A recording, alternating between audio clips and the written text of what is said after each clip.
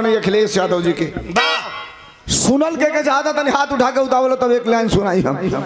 बहुत धन्यवाद, thank you. अब मास्टर एक लाइन अपने नेता वाली होकर बात, फिर मंच का बात। अब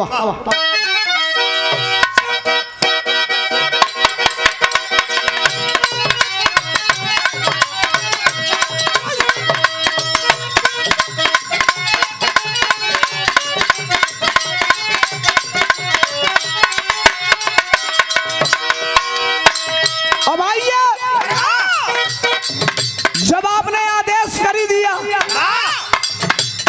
हमारे नेता, आपके नेता आदरणीय अखिलेश यादव जी के लिए दो गाना सुनने के लिए, मॉनिटर केवल बढ़ाना और कुछ मत बढ़ाना, मॉनिटर हल्का सा बढ़ा दो। शुरुआत कर रहा हूं। हालांकि ये पर्वत कहानी नहीं लिखती, सुनिए अब ध्यान लगाकर। हालांकि ये पर्वत कहानी नहीं लिखती, तारीफ कभी खून को पानी नहीं लिखती। और मैं बोल रहा हूं इसलिए जिंदा हूं, दुनिया किसी गूंगे की कहानी नहीं लिखती। इस देश में आज के दिन जिस दिन आप हमसे बिरहा गवा रहे हैं, अब तो 12 बजे के बाद दूसरा दिन हो गया, यानी 28 मई को इस देश में नए संसद भवन का उद्घाटन हुआ है। आप सब देखे होंगे सोशल मीडिया पे। और भारत का संविधान कहता है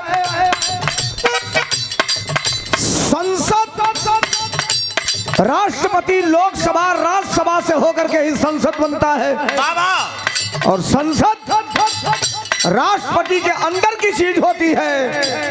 संसद भवन का उद्घाटन शुद्ध रूप से नियम के हिसाब से अगर करना चाहिए, होना चाहिए, तो भारत के वर्तमान राष्ट्रपति के हाथों होना चाहिए। लेकिन ये भारतीय जनता पार्टी का जो मैनिफेस्टो है, हम केवल एक लाइन आपके बीच में कहना चाहता हूं।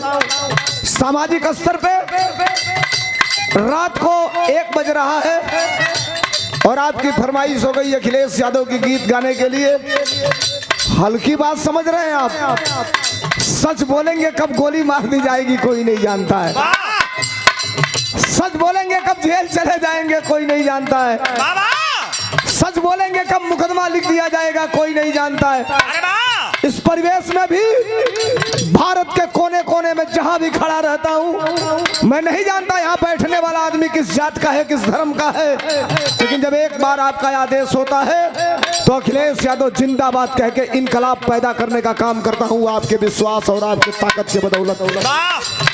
ये आपका विश्वास है, आपका ताकत है। गाना सुनिए। 10 मार्च सन 2022 को उत्तर प्रदेश के विधानसभा का चुनावी रिजल्ट आना था।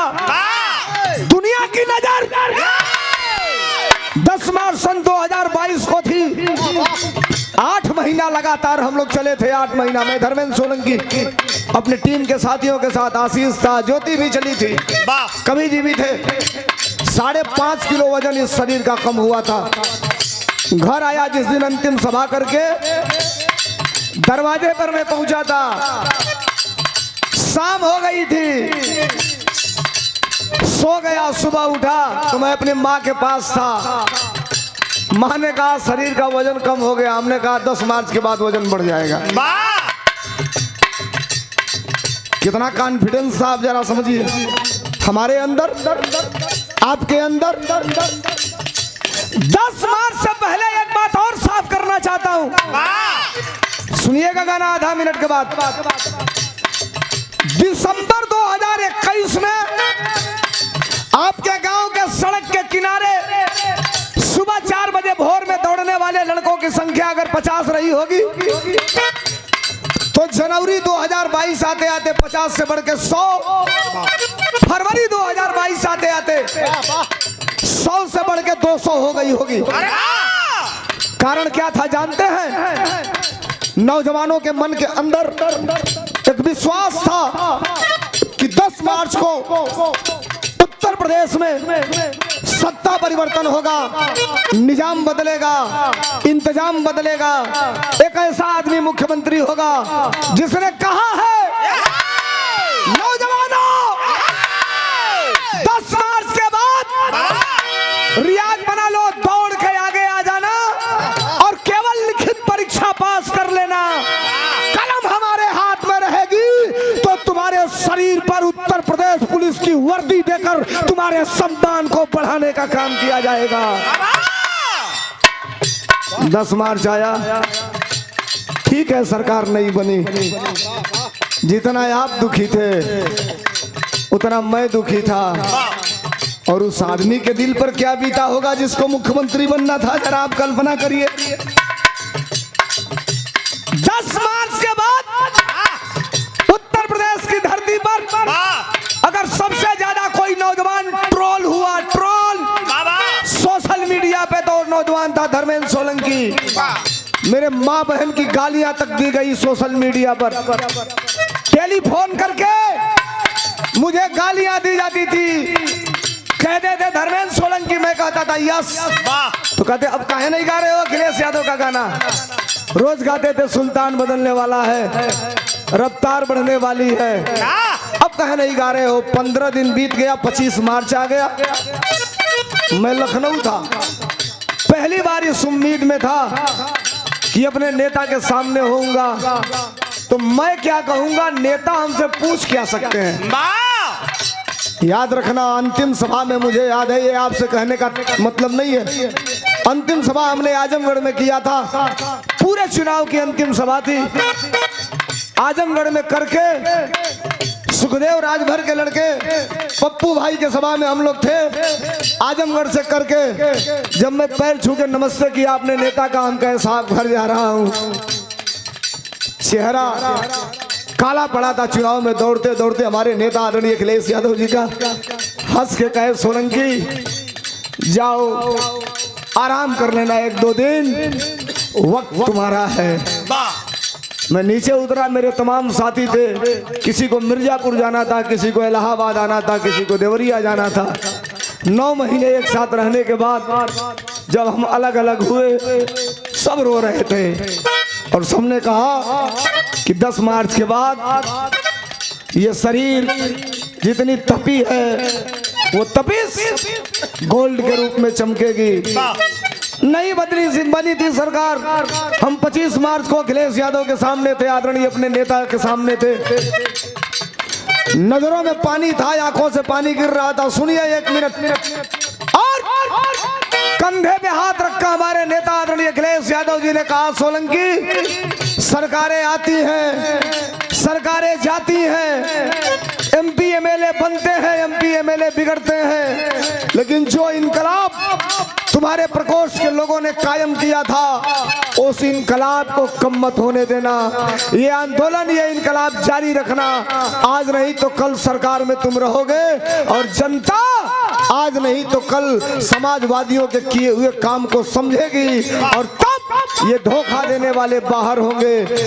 मैं आ गया बाहर, गाड़ी में बैठा, घर आ रहा था, पूर्वांचल एक्सप्रेस वे पकड़ के सुल्तानपुर क्रॉस किया, सरकारी पार्टी के एक नेता का फोन आया, सोलंकी बोल रहे हो?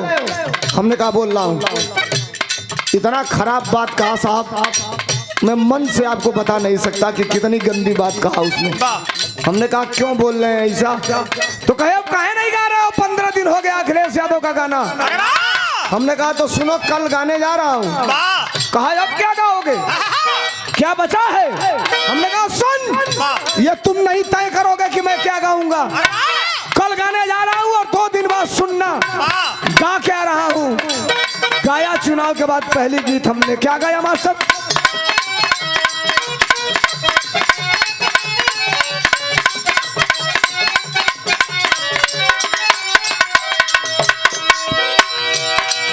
चुनाव के बाद पहला गाना गौले रही का गौली मास्टर? जबले बाजान यही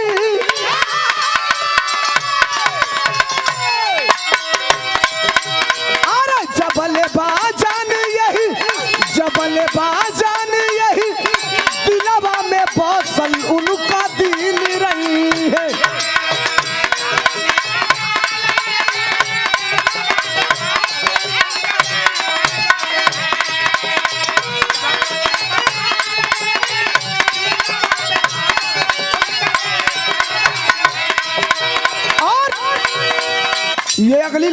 करेगी कि आप इसी लाइन पे खत्म करेंगे समाजवादी गीत कि एक दो लाइन और सुनेंगे, ये अगली लाइन तय करेगी आपकी तालियां। अगली लाइन पे अगली लाइन आपकी तालियां और आपका जज्बा और आपका समर्थन बताएगा कि कितना देर हमसे सुनेंगे। चुनाव के बाद पहली गीत हमने गाया था, क्या गाया?